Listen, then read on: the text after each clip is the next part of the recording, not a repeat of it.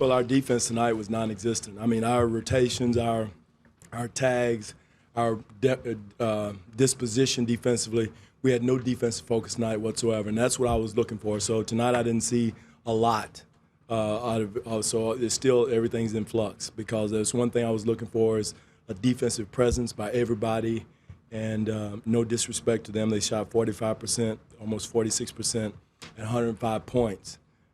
That's what I'm looking for, and we've got to establish that. We're not gonna go anywhere playing shootout cowboy style basketball.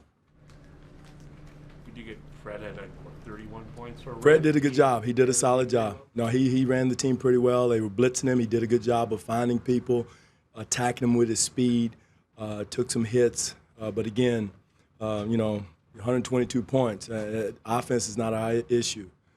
Defense is our issue, and they lit us up in every way. And again, they did a good job of spacing the floor on us. But we got to have a disposition and a mentality of a defensive approach. And then one of our goals was not to let them score 100 points, and they got it pretty easily.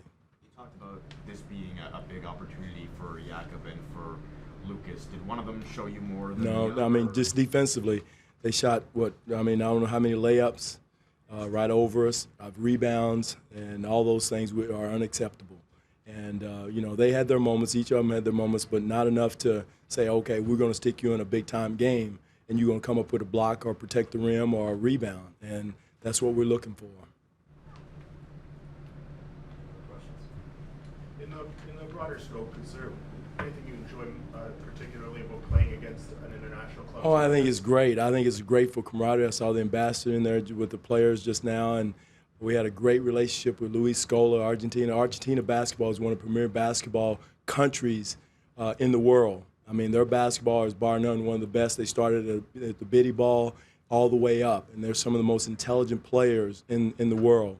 So anytime we can have a relationship with their team is unbelievable.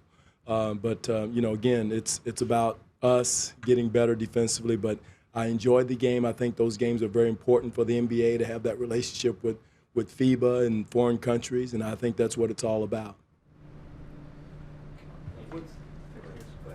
Was there a distraction for the guys tonight because of the Blue Jays game that was going on? Because it definitely was a distraction. It wasn't a distraction. It can be now, but it wasn't. It shouldn't be.